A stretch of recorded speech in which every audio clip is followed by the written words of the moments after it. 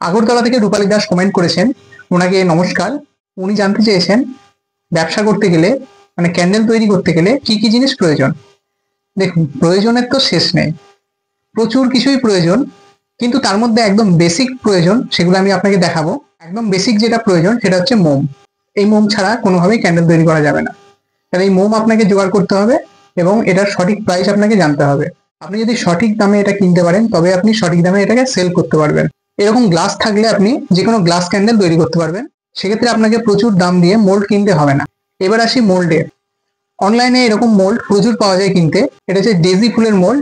আপনি বিভিন্ন রকম মোল্ড অনলাইনে গিয়ে ভিজিট করতে পারেন, অথবা যে কোনো কাছাকাছি যদি কোনো দোকান থাকে সেখানে আপনি কিনতে পারেন। চেষ্টা করবেন মোল্ডগুলো যেন একটু সফট হয়। যদি আপনি সুযোগ পান যে কোনো দোকানে গিয়ে সরাসরি কেনার, তো সেক্ষেত্রে বলবো মোল্ডগুলোকে একটু চাপ দিয়ে দেখবেন যেন সেটা খুব সফট থাকে। যদি হার্ড থাকে তাহলে সেক্ষেত্রে আপনাকে ডিমোল্ড করতে একটু অসুবিধা হয়। তৃতীয় হলো সুতো। সুতো অনেক রকমের পাওয়া যায়। এটা একদম নর্মাল কটন সুতো, এটা খুব একটা মোটা নয়, তো এগুলো অনেকক্ষণ ধরে চলতে পারে। এছাড়া 4 ইঞ্চি সাইজের এরকম সুতো আপনি মার্কেট থেকে কিনতে পারেন বা অনলাইনেও কিনতে পারেন। এগুলোর নিচে একটি ছোট্ট মেটাল রয়েছে, এটি চার ক্যান্ডেল বা যে কোনো ক্যান্ডেলের ক্ষেত্রে নিচে আটকে আপনি সুন্দরভাবে এটাকে দাঁড় করাতে পারবেন। পরে আসি কালারে। এরকম গুঁড়ো কালার আপনি নিতে পারেন, এগুলোকে বলছে ফ্লুরোসেন্ট কালার। এছাড়া কিছু অয়েল কালার রয়েছে, এগুলো লিকুইড ফর্মে রয়েছে। এই কালারগুলো আপনি ইউজ করতে পারেন, এগুলো অনলাইনে আপনি পেয়ে যাবেন। যদি এগুলোর সম্পর্কে ডিটেলস জানতে চান তাহলে আমার আরো অন্যান্য ভিডিও রয়েছে, সেখানে এই কালারের সম্পর্কে ডিটেলস ভিডিও দেওয়া রয়েছে। তারপরে আসি ফ্রিগ্রেন্স। আমরা যে বডি সেন্ট ইউজ করি সেই রকম নয়।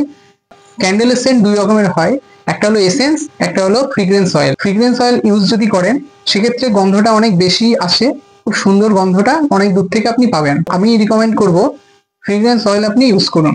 এরপরে লাগবে স্টেরিক অ্যাসিড। এই যে চামচে করে আমি তুলে দেখাচ্ছি, খানিকটা লবণের মতো দেখতে। স্টেরিক অ্যাসিড মেশালে আপনাদের ক্যান্ডেলগুলো খুবই শক্ত হবে এবং কোনোভাবেই সেটা ভাঙবে না। এরকম ধরনের একটা ওয়েইং মেশিন আপনাকে কিনতে হবে। এই মেশিনের সাহায্যে যে কোনো মোমবাতির আপনি ওজন করতে পারবেন। ওজন করলে আপনি বুঝতে পারবেন যে কোন মোমবাতিতে কতটা মোম ইউজ হয়েছে এবং আপনি তার সঠিক দামটা নির্ধারণ করতে পারবেন। এবং আরেকটি গুরুত্বপূর্ণ হলো এই থার্মোমিটার।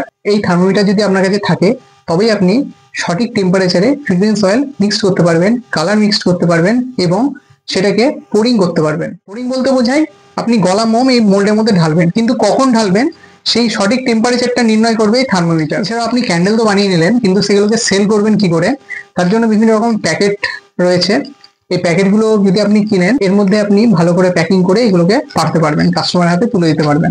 কিন্তু আরো অনেক গুরুত্বপূর্ণ বিষয় রয়েছে, অর্থাৎ এগুলো আপনি যখন প্র্যাকটিক্যালি শুরু করবেন তখন বিভিন্ন সমস্যার সম্মুখীন হবেন এবং আপনি নিজে নিজেই সেগুলোর সমাধানও খুঁজে নেবেন। যারা যারা নতুনভাবে ক্যান্ডেল মেকিং এর ব্যবসা শুরু করতে চাইছেন তাদেরকে আমি বলছি, আপনারা সবসময় সঠিক দামে সঠিক প্রোডাক্ট কোথায় পাওয়া যাচ্ছে, অর্থাৎ কাঁচা মাল কোথায় পাওয়া যাচ্ছে সেটা খোঁজ করুন। যদি প্রথমে অনেক দাম দিয়ে আপনি কাঁচা মাল কেনেন সেক্ষেত্রে আপনার খরচটা অনেক বেড়ে যাবে এবং আপনি সঠিক দামে সেল করতে পারবেন না।